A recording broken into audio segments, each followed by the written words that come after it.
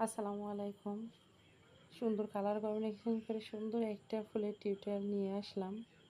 আমি জানি না আপনাদের কতটুকু ভালো লাগবে, তবে চেষ্টা করেছি আপনাদের মনের মতন করে সুন্দর করে তোলার। এই কাজটা বোতাম সেলাই দিয়ে করেছি, আর একটা সেলাইয়ের কত রকম রূপ হয় এই সেলাইটা দেখলেই বুঝতে পারবেন। আর সচরাচর বোতাম সেলাই দিয়ে এরকমভাবে ফুল উঠিয়ে রেখে দিই, কিন্তু এখানে আমি আলাদা করে নতুন করে কাজ করেছি, সেটাও একদমই সহজ, সেটাও বোতাম সেলাই। শুধু মানুষের যদি চিন্তাভাবনা থাকে, সুন্দর চিন্তা থাকলে আসলে অনেক কিছুই করা যায়। আর যদি আল্লাহ তাআলা অনেক সময় কারোর হাতে দিয়ে রাখে তাহলে তো কোনো কথাই নেই। তো যাই হোক, আমি লাচ্ছি সুতা দিয়ে এখানে সাদা এবং কুসুম কালার দুই রকম মিলিয়ে আমি ফুল আঁটাবো। যেহেতু আমি সাদাটা প্রথমে কাজ করে নিয়েছি, তারপর পাতার কাজটা করেছি সিদ্ধ জলপাই কালার দিয়ে। তো আমি মানে পাতা ভরাট করি সচরাচর পুরাটাই ভরাট করে ফেলি, তো এখানে আমি পুরাটাই ভরাট করিনি, একটু ভিন্নতা রাখার জন্য পাতা দেখেন অন্যভাবে সেলাই করছি। খাটো লম্বা করে করে সেলাই করছি, একটা লম্বা একটা খাটো, এরকমভাবে আমি পাতাটা পুরা পাতা ভরাট করেছি সাইড দিয়ে। মাঝখানের টুকু আমি ডালফোর দিয়ে ওখানে কাজ করে নিয়েছি। তো চাইলে ওইখানে ক্রসিংও করা যায়, তো আমি ক্রসিং না করে ওখানে ভরাট করে দিয়েছি। যার যেমনটা মনে হবে করবেন, খারাপ দেখাবে না। ওই জায়গাটা আপনি যেমন ধরনের সেলাই দেবেন ছোট করেই দিবেন, যে সেলাইটা দিবেন ছোট করেই দেবেন। ওইখানে চিকন না হয়ে যদি অনেক বড় মোটা হয়ে যায় তাই দেখতে ভালো লাগবে না।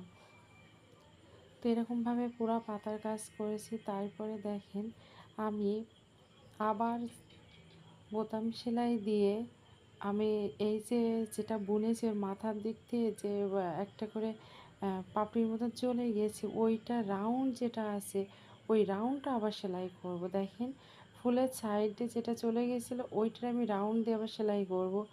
তো এরকমভাবে যদি আপনারা করেন, শুধু যদি সিম্পলি এরকম থাকে দেখতে ভালো লাগবে। আর একটু যারা সৌন্দর্য বৃদ্ধি করতে চান তাদের জন্য এইখানে আমি বাসন্তী কালার দিয়ে বোতাম সেলাই করে দিয়েছি। দেখেন মাথার উপরে যে রাউন্ড করা আছে ফুলের মাথার দিকে একটু ফাঁকা আছে, ওইটার ভিতর দিয়ে উঠিয়েছি। আমি প্রথমে যে সেলাইটা দিয়েছি ওইখানে দুই তার সুতা দিয়ে রাউন্ড সেলাই করেছি, তারই পরে দ্বিতীয়বার আবার ওই প্রথম রাউন্ডের উপর দিয়ে আমি দ্বিতীয় সেলাই দিয়েছি। তার মানে ফুল তৈরি শেষ হওয়ার পরে দুই ধাপে আমি এই কাজটা করেছি। তো যদি ধাপ দেওয়া হয় তাহলে 3 ধাপ হবে ফুল সহ, আর ফুল বাদ দিলে 2 ধাপ। তো আমি এইখানে দেখেন অনেকেই করে যে একদম পুরো গোড়া পর্যন্ত আপনার বোতাম সেলাই দেয়, আমি কিন্তু সেটা করিনি। আমার ওই বোতাম সেলাইয়ের যে পাপড়ির ডালটা আছে ফুলের ডাল, ওইখান থেকে উঠিয়ে আমি ওই কাজটা কমপ্লিট করে দিলাম। দেখেন তাহলে তো কোনোভাবে বোতাম সেলাই একদম নিচ পর্যন্ত দেওয়ার কোনো দরকার হয় না। দ্বিতীয়বার যে সেলাইটা করছি এটাও বোতাম সেলাই, তবে এখানে আমি 4টা নিয়েছি।